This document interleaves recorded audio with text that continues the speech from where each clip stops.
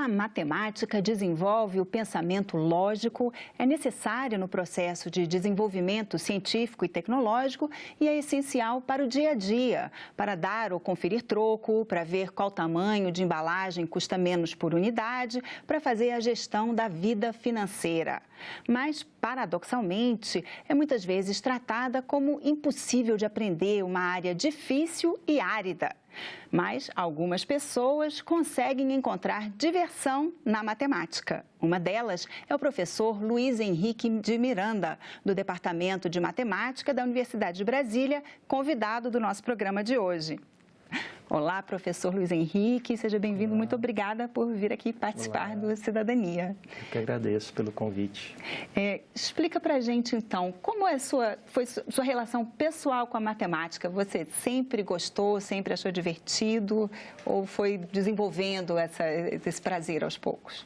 Eu acho que é uma mistura das duas coisas, né? Eu gosto de matemática, né, desde sempre, mas eu tive professores de matemática, né, que acabaram por aumentar, né, essa minha paixão pela matemática, né, e o meu interesse também, né? E esse primeiro contato, assim, como se conhece a matemática, então a gente pode considerar fundamental, né? É fundamental o primeiro contato com a matemática, né?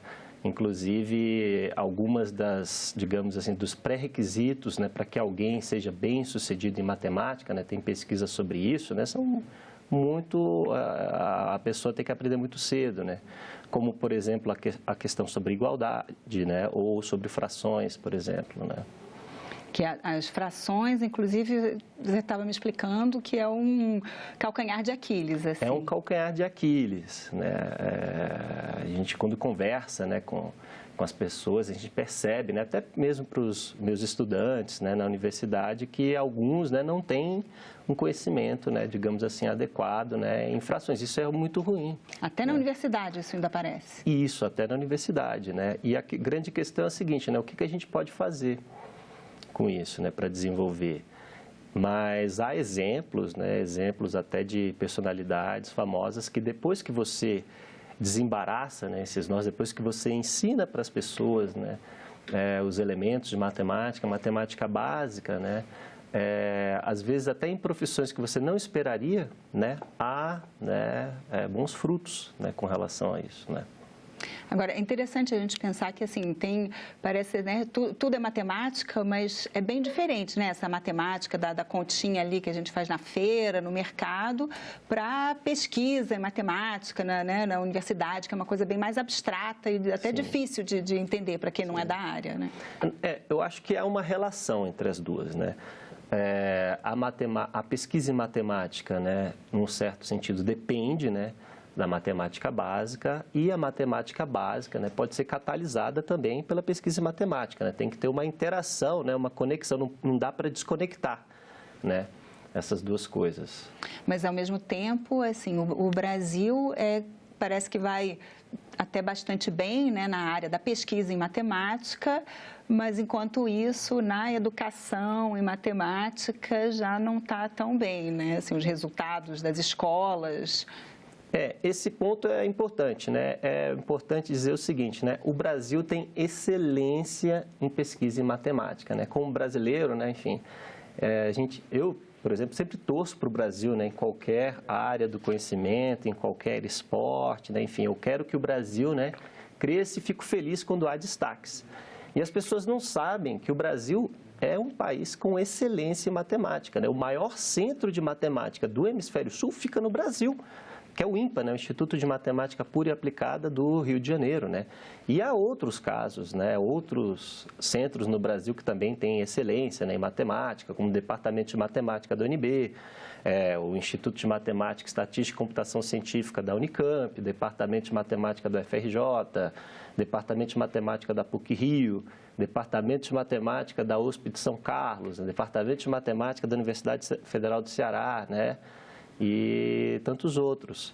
Então, inclusive o Brasil, né, há 5 anos, um brasileiro, né, o professor Arthur Ávila, foi laureado com a medalha Fields, que é uma espécie de prêmio Nobel de matemática, né, e a formação dele foi toda no Brasil. Então, as pessoas não sabem, mas o Brasil tem excelência em matemática. Agora, mas é uma certa contradição, né? Quando a gente vê os alunos que se formam, terminam o ensino médio, que 9 em cada 100 tem o que seria considerado o conhecimento adequado em matemática. Realmente é uma situação complexa, na realidade. O que ocorre é que há algum tempo a comunidade matemática brasileira de pesquisa de alto nível, né, chegou à mesma conclusão que você chegou agora, no sentido de que não faz muito sentido, né, que a gente desenvolva somente a pesquisa em matemática. Então, houve esforços, né, há esforços, né, para melhorar esses índices, né? O próprio INPA, né, organiza a fantástica Olimpíada Brasileira de Matemática das Escolas Públicas, né, o BMEP, que é um programa sensacional. Tem também o programa ProfMat, né, para formação de professores de matemática básica, né, porque um dos problemas da matemática básica no Brasil é o seguinte, alguns professores de matemática básica têm deficiências na sua formação em matemática. Então, eu refiro uma questão complexa, né? O que você pode fazer? E o que se tem feito é oferecer formação, né, a essas pessoas, né? Agora, é claro que por se tratar de um problema complexo, se leva tempo. Né, se leva tempo, né? E houve melhorias, né? Houve melhorias. Agora, para explicar as melhorias, tem que se falar de matemática, né? É complexo você explicar para uma pessoa, né, o que é a diferença entre desaceleração, né, ou aceleração e crescimento, né? É complicado, né? Mas veja, o Brasil, apesar de ter uma nota ruim, né, no PISA, né, nas últimas avaliações houve melhora, né? Pequena, mas houve melhora. Né, nesse sentido. Então, eu acredito que tem que se continuar trabalhando, tem que trabalhar mais, né, para poder resolver um problema complexo como esse. Né?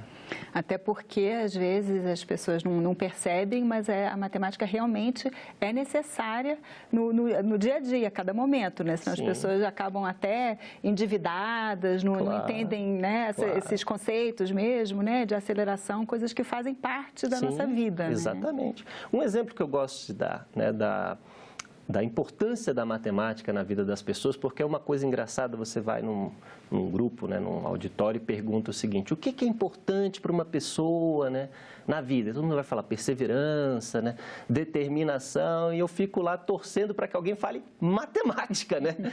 Matemática. E o exemplo que eu gosto de dar é do Leonardo da Vinci, né? Recentemente, né, o grande Leonardo da Vinci, né, pintor, né, engenheiro, né, a gente teve o aniversário de 500 anos de morte dele. E as pessoas não sabem que o Leonardo da Vinci, no início da carreira, ele tinha problemas em matemática, com frações. Com frações, né? Tem texto do Leonardo da Vinci que você olha, né? Assim, olha, essa pessoa que escreveu não sabe fração. E aí, por volta de 1500, o Leonardo da Vinci conhece o matemático, né? Que é o Luca Pacioli. E esse cara ensina matemática básica, né? Esse matemático ensina matemática básica para o Leonardo da Vinci. Aí você olha os grandes quadros do Leonardo da Vinci, são todos posteriores, né, a essa data, né? Mona Lisa, né? A Santa Ceia. Por quê? Porque quando o Leonardo da Vinci usa a proporção, né? A razão, a hora e tudo isso, tem que saber matemática, né? Então até na arte. Claro. Mas eu vejo o seguinte, era um gênio. E não sabia matemática. E depois que descobriu isso, né, melhorou a qualidade do seu trabalho, na verdade. Agora, é até interessante também, né, quando você fala isso, que tem também uma ideia, as pessoas acham que só os gênios conseguem aprender matemática. Não. Eu acho que tem Não precisa. Eu acho que é importante também, por exemplo, a UBMEP, uma das vantagens, eu acho, das importâncias da UBMEP é o seguinte, que você populariza a matemática. As pessoas têm que falar sobre matemática, né, para que elas possam perder o medo, né? Porque um dos problemas que a gente vê em matemática é que as pessoas têm medo. Não precisa ter medo de matemática. Matemática é importante na sua vida, né? Você vai calcular o valor de um produto no supermercado, né? Aquelas coisas, embalagem, tamanho e família. Por que a embalagem, tamanho e família tem que ser mais barata, né, do que a pequenininha, né? A pessoa tem que saber um pouco de fração para entender isso. Tem que ver se a promoção é real ou se está sendo enganado. Exatamente, né? Ou se está sendo enganado, né? Ou como dono do estabelecimento, né? Como é que ele precifica esse tipo de coisa, né? Tem que saber matemática, porque se ele não se precifica de maneira adequada, ele vai estar perdendo dinheiro, que é ruim, né, para o país, né? Também. Agora, e uma pessoa, né, que trabalhou bastante, conquistou nessa popularização da matemática, foi o escritor Malbatã, que é inclusive, né, no aniversário dele, que é comemorado o Dia da Matemática, não é isso? Sim, o Malbatã, na realidade, ele poucas pessoas sabem, né, mas ele é um pseudônimo, né, do professor Júlio César de Mello, né? Que faz aniversário no dia 6 de maio, né? Sim, o professor Júlio César, ele começou a escrever contos de matemática, né, em colunas de jornal, justamente para divulgar, né? Ele fez um grande trabalho de divulgação de matemática, né, de revisão de métodos pedagógicos de matemática, né? Enfim, e a obra mais famosa dele é o Malbatã, né? Malbatã. E aí as pessoas também nem sabiam que ele era um brasileiro, né? Achavam que era realmente um matemático árabe. Mas é antigo, engraçado isso, né? porque tem uma história que é o seguinte: ele submeteu um texto, né, para publicação em matemática e colocou o professor Júlio César, né? E aí o texto não foi nem avaliado. E daí ele trocou por um pseudônimo, né? Não sei se foi o Malbatã, ele tinha outros, né? E depois que ele colocou o pseudônimo, né, o texto foi aceito, né? Mas é um exemplo ótimo desse de popularização da matemática, né? O professor Júlio César, ele defendia que as aulas de matemática tinham que ser mais divertidas, né? Enfim, né? Um pouco mais contextualizadas para que os alunos entendessem, né, a importância daquilo que se aprende. Que esse próprio medo da dificuldade da matemática acaba tornando ela essa coisa assim que não tem diversão, não tem um lado lúdico. Tem, e além disso é importante, né? Inclusive importante para a economia. Por exemplo, hoje em dia a gente fala muito de inteligência artificial, né? A gente fala muito, né, desses aplicativos de celular, né, de quando você consegue chegar no lugar, né, tudo isso, né, o GPS, etc., são tecnologias que dependem, né, intrinsecamente da matemática, né? Então, como é que você vai falar de inteligência artificial para as pessoas que não sabem fração, né? Precisa saber fração, na verdade, precisa saber matemática básica, tem que saber o que é uma igualdade, enfim, né? Para desenvolver essas tecnologias, a própria, né, inteligência artificial, o GPS, precisa de muita matemática. Agora, para a pessoa comum, no dia a dia, assim, às vezes, hoje em dia, né, todo mundo tem um celular, já é uma calculadora na mão, então às vezes não precisa fazer o cálculo de cabeça. A gente vai no supermercado, o caixa, né, você dá uma nota de 20 para dar o troco para 18, a pessoa bota ali para esperar ver qual é o troco que ela tem que dar, né? Assim, essas tecnologias, elas podem também acabar atrapalhando? Também, eu acho que a tecnologia, né, você tem que utilizar, né, com alguma parcimônia, né? Você tem que tomar um pouco de cuidado. Você não pode ficar dependente da tecnologia, né, para determinadas situações. Um dia desse, por exemplo, né, eu fui a um supermercado e comprei, né, um suco de 200 ml, o suco custava por volta de R$2. E o suco de 500 ml custava R$4. Ou seja, o preço estava errado. Tem calculadora, tem celular, né, tem inteligência artificial, mas a pessoa que precificou aquilo, precificou de maneira errada, está dando prejuízo, né, para a empresa dele. Então, não adianta só você ter tecnologia, né? As pessoas precisam saber matemática, né? E esse conhecimento em matemática, ele depende, né, da matemática do Brasil estar em alto nível na pesquisa, mas tem que haver, né, uma relação maior entre a pesquisa, né, e a educação, o que se tenta fazer, né? Eu tive um professor de matemática no ensino médio, era na aula de geometria, mas ele falava, olha, na verdade, o importante aqui é o pensamento lógico. Eu estou ensinando geometria porque é o que está no currículo, mas eu podia estar ensinando vocês a jogar xadrez. Sim. Sim. Por aí, assim, matemática, importante a lógica? Eu costumo dizer, né, nas minhas aulas, né, na universidade, que todas as pessoas precisariam aprender um pouco de lógica, né? Aprender lógica básica. E a matemática toma como pré-requisito que você saiba lógica. Você tem que saber a diferença de algo ser necessário, algo ser suficiente, né? Isso é tão importante na nossa vida, né? E a questão é que a matemática mostra, né, deficiências, né, do raciocínio lógico das pessoas, né?